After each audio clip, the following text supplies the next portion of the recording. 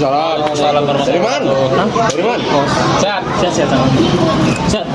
Dingin nggak tangannya kayak ini? Udah habis nih kopi nih. Lama kali kau datang. Stres sekali aku. Kenapa? Apa lagi? Tapi nggak tau lah. Akhir-akhir ini banyak kali masalah. Kayak pernah nggak sih kalian ngerasa kayak hidup itu nggak adil gitu? Asik kita aja yang kena masalah gitu. Kayak orang-orang ngerasa kayak gitu nggak sih? Atau sebenarnya Tuhan sayang nggak sih sama kita, atau itu bentuk Tuhan sayang ke kita? Karena aku pernah dengar kan kalau kita digituin dikasih cobaan berarti kita masih diperhatiin gitu. Ya benar. Ya itulah bentuk tanda kasih sayang Tuhan sama kita. Masih dikasih teguran, bahkan masih dikasih cobaan. Badan juga percayalah bahwasanya Tuhan itu ngasih cobaan ke kita yang kita mampu menjalaninya gitu. Tuhan itu nggak akan mau ngasih cobaan kalau itu di luar kemampuan kita. Jadi cobalah tawakal gitu loh. Tetap berusaha akan menjalani yang udah ditakdirkan gitu. Iya, yang udah ditakdirkan itu. Misalnya kayak sesuatu yang benar-benar kalian udah di fase yang nggak bisa nyapa lagi, coba lebih dekatkan lagi kepada Tuhan, lebih banyak lagi berdoanya. Atau mungkin bisa juga kita lihat sekeliling kita gitu. Apakah kita melakukan kesalahan-kesalahan kecil yang bahkan kita nggak tahu. Contoh sholat 5 waktu, kadang kita masih juga ketinggalan subuhnya, ketinggalan zuhurnya. Itu cara Tuhan ngingetin kita gitu. Untuk apa? Untuk lebih dekat lagi pada Tuhan, untuk lebih semangat lagi sholatnya. Kalau menurut pendapat saya aku sih itu bukan berarti Tuhan itu nggak adil sama kita. Itu bahkan bentuk adilnya Tuhan sama hamba-hambanya gitu. Tapi dengan cara yang berbeda-beda setiap manusianya dong. Gak mungkin kan dengan sama. Kadang ada juga yang dia Tuhan itu ngasih cobaan dengan uangnya banyak gitu loh. Dia sampai bingung nih ngapain uangnya gitu. Istidroj lah ya.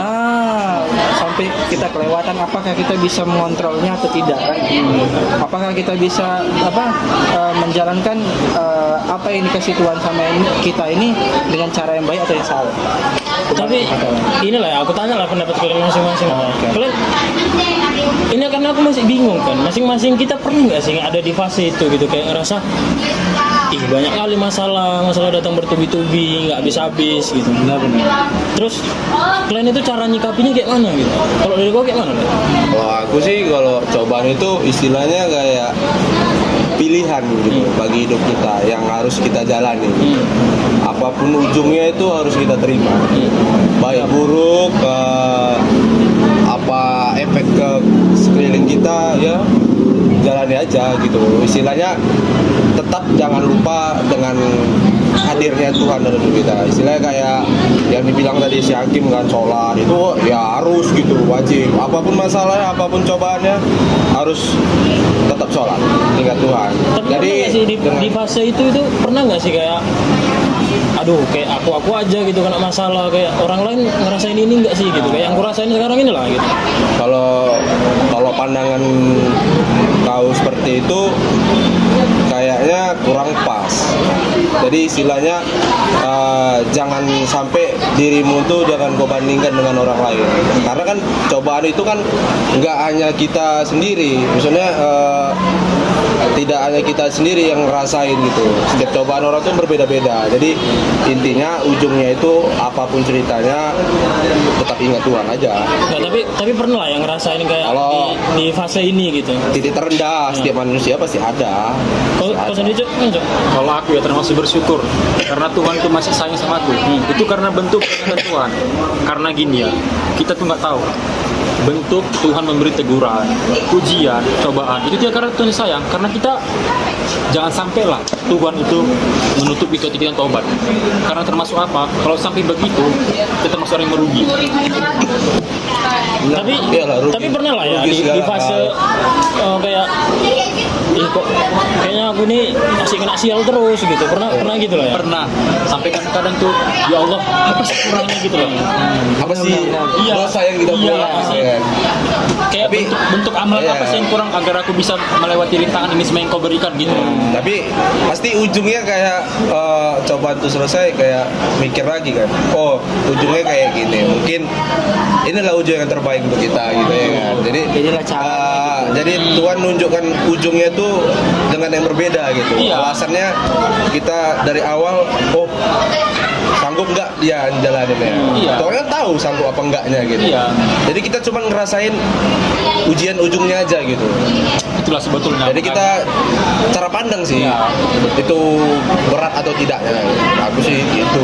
Kalau misalnya ada musibah ya. Kalau kau sendiri Kim, kira-kira pernah nggak di fase itu gitu, di faseku sekarang ini? Kalau untuk di fase itu pernah, tapi bahkan kadang ada kalau misalnya orang dia ada yang bisa, ada yang enggak. Kenapa menurut aku kadang ada yang bisa, kadang ada yang bisa. Yang bisa itulah yang benar-benar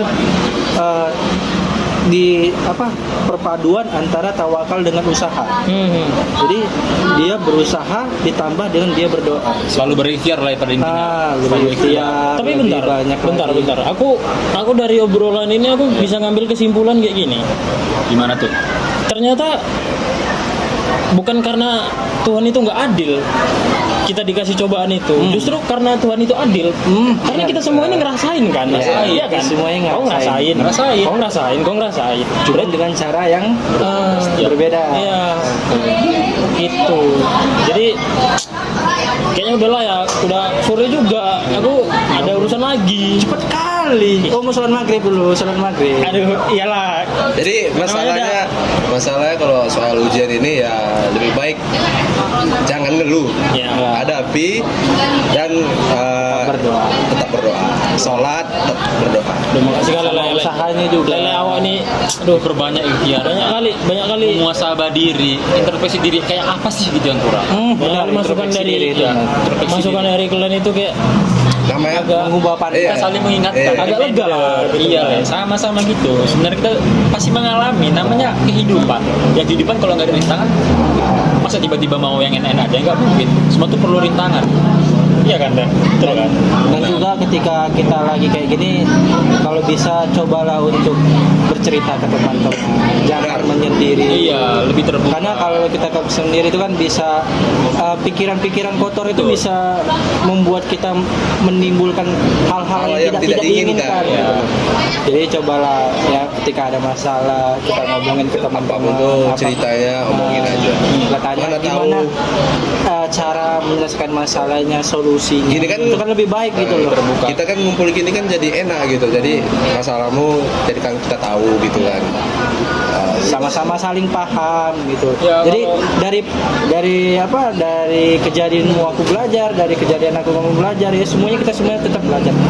Intinya saling mengingatkan. Tidak ada yang merasa paling benar, nggak ada. Karena kan semua manusia itu pasti melakukan kesalahan. Apalagi dunia ini kan, dunia ini tempat salahnya manusia untuk menuju ke surganya kita. Dan bagaimana caranya kita lah melakukan hal yang sebaik-baiknya.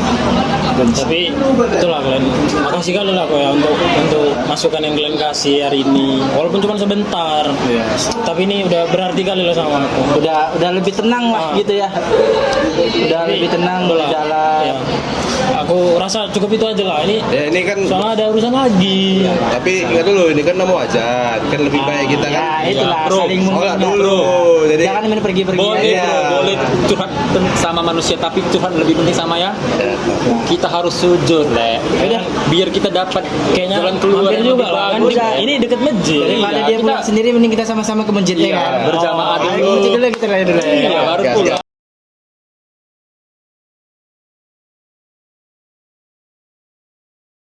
Sabar dalam menghadapi ujian. Rasulullah Shallallahu Alaihi Wasallam bersabda yang artinya ialah sungguh menakjubkan urusan seorang mukmin, seluruh urusannya adalah kebaikan baginya.